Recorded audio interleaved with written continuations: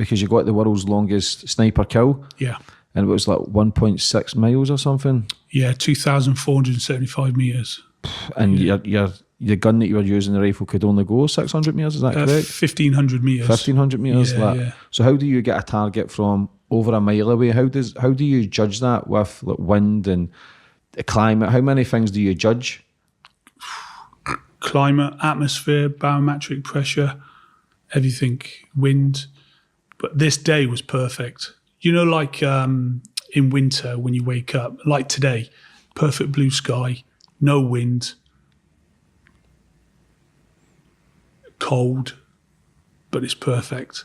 That was the day because I took the shot, I was only wearing a T-shirt. But not many people know I was stood up when I'd done the shot. I wasn't lying down. I was stood up against a wall when I took the shot.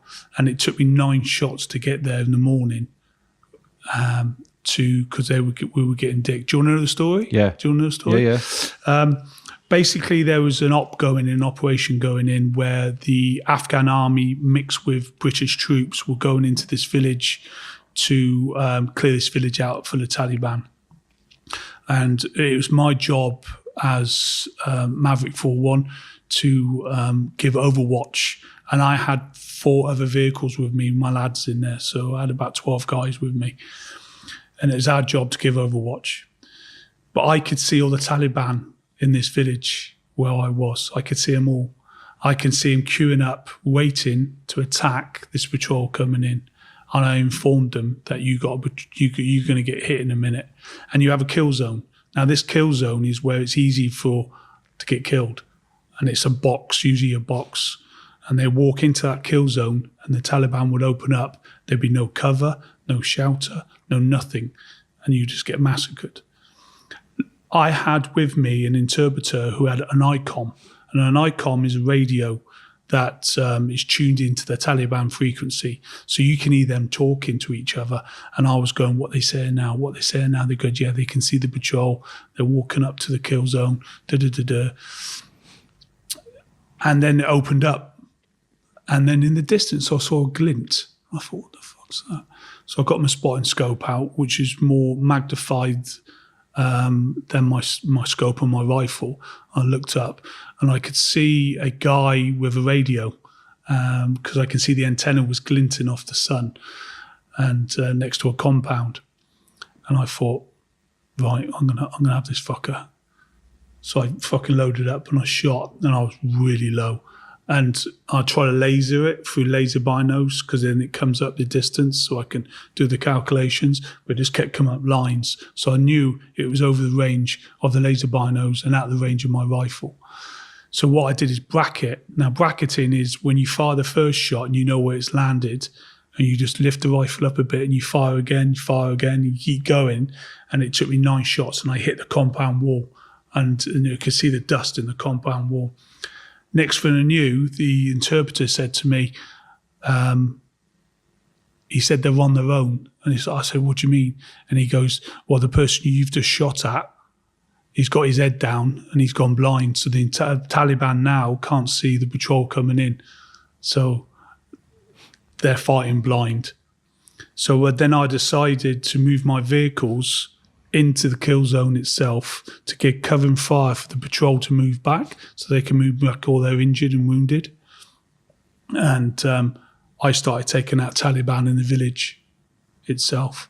And I noticed in the corner of my eye, there was a Taliban stood next to a water pump.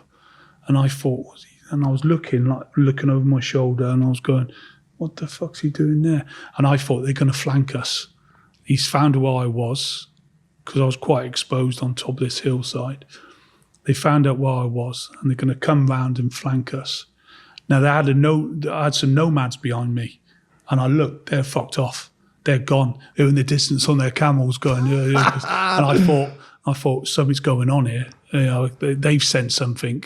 They left everything, boarding kettles, a little old granny, they left her behind. She was just sat on this little stone.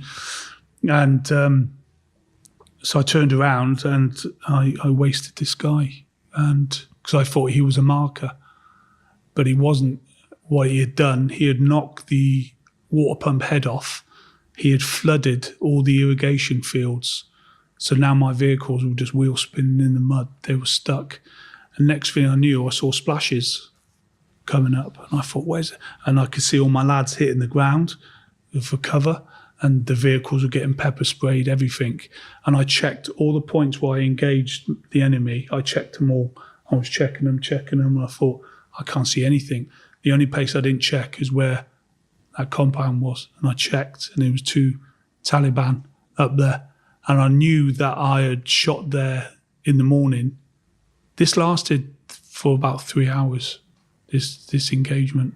And so I thought, right, I need to do this because my men are going to get killed. So I fired my first shot, and it missed. I saw it splash just in front. And I saw one guy stand up, and as he stood up, I fired again. And the bullet it took 6 seconds to fly there. So I'm firing, I'm going 1, 2, 3, 6. And the guy went down, and I hit him here. And then the second guy was still firing. He stood up. I fired my third shot. And as I fired my third shot, I moved my rifle across and fired another shot. So this time I got 2 bullets in the air at the same time. 1 at 3 seconds, 1 at 6 seconds. Third one missed, fourth one hit him. And it hit him in the side here. And the reason why we knew where we hit him is because we wanted to get the weapon off him. Because if we don't get the weapon, it gets recycled back into the Taliban. But the weapon was already gone. But it was just these guys.